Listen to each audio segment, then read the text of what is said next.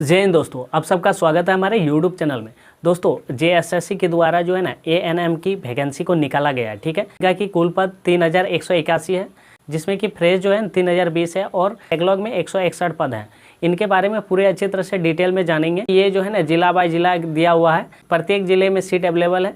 ठीक है, कौन सा जिले में कितना सीटें हैं उसके बारे में भी जानेंगे। कौन कौन इस फॉर्म को भर सकते हैं, उनका योग्यता क्या रहेंगे, उनका योग्यता क्या रहेंगे और उसका शुल्क क्या लगेंगे, सबके बारे में जानेंगे। उनका आयु सीमा क्या रहेंगे।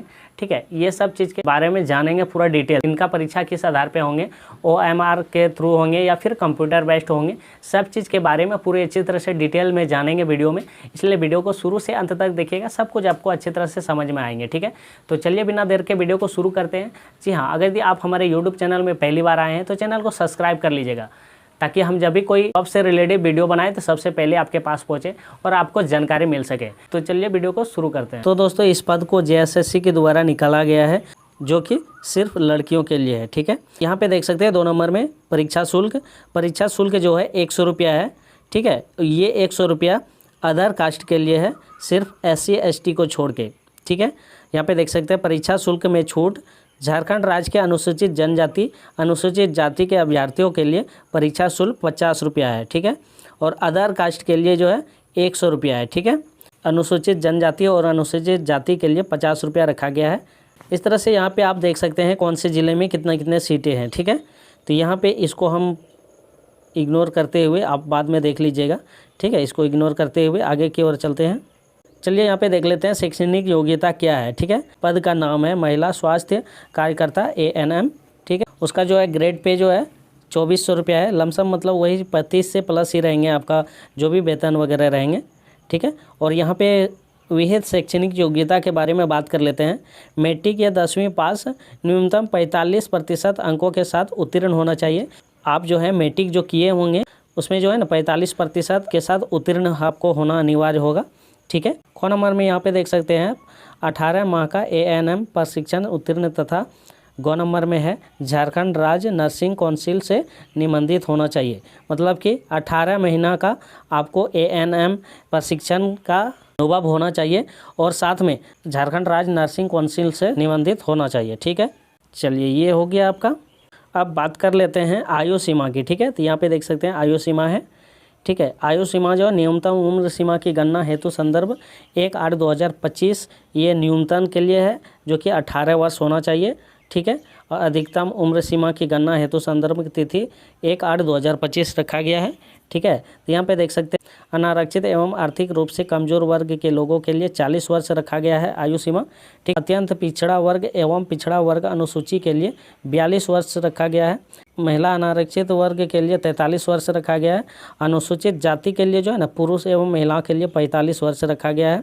अनुसूचित जनजाति के लिए 45 वर्ष रखा गया है। ये आयु सीमा है। ठीक है, सभी कोटि के निःशक्त अभ्यर्थी को अधिकतम आयु सीमा में 5 वर्ष की अतिरिक्त छूट दी जाएगी। यानी कि जो दिव्यांग व्यक्ति हैं, कोई भी वर्ग से आते हैं, उनके लिए 5 वर्ष की छूट दे रही है। ठीक है, लेकिन हाँ, उसके साथ 40% का दिव्यांग सर्टिफिकेट उसको लगाना होगा, तभी फिर उसको 5 वर्ष की छूट दी जाएगी। ठीक है, ये आपको पता चल गया एज सीमा। उसके बाद कर लेते हैं, इधर कुछ नहीं है आरक्षण। हाँ, ये बात जानना आपको जरूरी होगा आरक्षण के लिए। यहाँ पे देख सकते हैं आरक्षण का दावा करने वाले अभ्यर्थियों हेतु स्थानीय निवासी प्रमाण पत्र, जो कि आरक्षण लेना चाहते हैं। ठीक है, आरक्षण का दावा करने वाले सभी वर्ग अभ्यर्थी को कार्मिक प्रशासनिक सुधार तथा राजभाषा विभाग के पत्रांक 4650 दिनांक 2/6/2016 द्वारा निर्धारित पत्र में अनुमंडल पदाधिकारी के स्तर से दिनांक 2/6/2016 तथा इसके पश्चात निर्गत स्थानीय निवासी प्रमाण पत्र मान्य होगा, जिसका मान्य प्रपत्र परिशिष्ट 8 पर धारित है। यानी कि ये जो है 2/6/2016 इसका पहले का निवासी नहीं चलेगा, इसका बाद का निवासी चलेगा। ठीक है, और यहाँ पे देख सकते हैं दिनांक 19/7/2019 के पूर्व अंचल अधिकारी के स्तर पर निर्गत स्थानीय निवासी प्रमाण पत्र का मान्य नहीं होगा। अगर यदि आपका अंचलाधिकारी से निवासी प्रमाण पत्र बना हुआ है तो फिर आपको 19/7/2019 का पहले का नहीं होना चाहिए। इनका बाद का अगर यदि है आपके पास निवासी तो चल जाएगा। इनका अगर यदि पहले का होगा तो फिर आपका निवासी प्रमाण पत्र नहीं चलेगा, आपको फिर से बनवाना पड़ेगा। ठीक है, यहाँ पे देख सकते हैं फिर दिनांक 2/6/2016 के पूर्व किसी भी स्तर के निर्गत स्थानीय निवासी प्रमाण पत्र मान्य नहीं होगा। मतलब यहाँ पे दिया हुआ है दिनांक 2/6/2016 का पूर्व में अगर यदि आपका स्थानीय निवासी प्रमाण पत्र बना हुआ है, चाहे वो कोई भी स्तर का रहे, अंचलाधिकारी रहे या फिर अनुमंडल अधिकारी का रहे, तो फिर आपका वो निवासी प्रमाण पत्र आपका यहाँ पे नहीं लगेंगे। ठीक है, निवासी प्रमाण पत्र के बारे में आपको पता चल गया, जो कि आरक्षण का दावा करेंगे। ठीक है, उसके लिए वो है।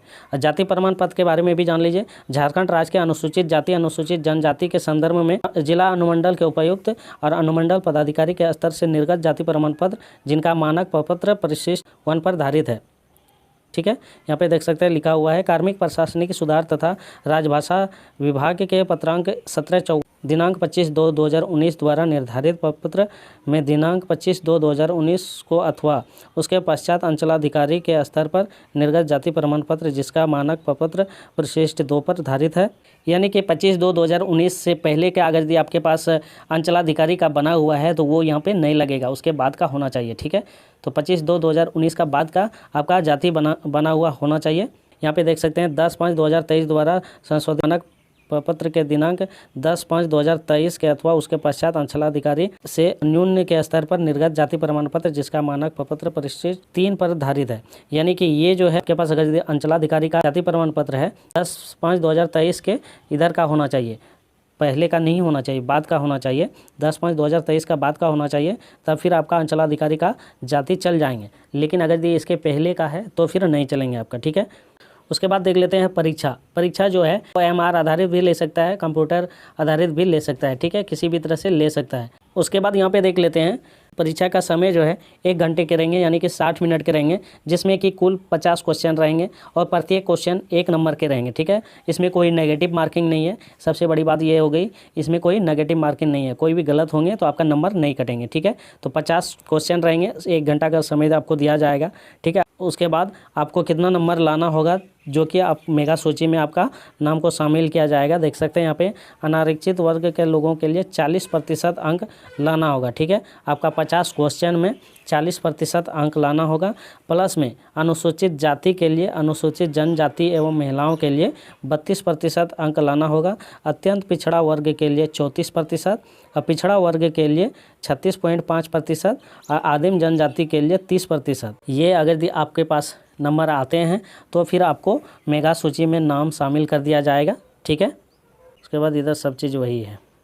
तो ये जानकारी आपको कैसा लगा है, वीडियो में कमेंट करके बताइएगा। अगर यदि आपको कोई भी त्रुटि रहे या फिर कोई चीज़ नहीं बता पाए तो आप कमेंट करके पूछ सकते हैं हमको, उसका जवाब हम कमेंट के द्वारा दे देंगे। ठीक है, अगर यदि वीडियो आपको अच्छा लगा है तो एक लाइक ज़रूर कर दीजिएगा और हमारे चैनल में पहली बार आएँ तो चैनल को सब्सक्राइब करके बेल आइकन बटन को प्रेस कर लीजिएगा। तो चलिए मिलते हैं नेक्स्ट वीडियो में।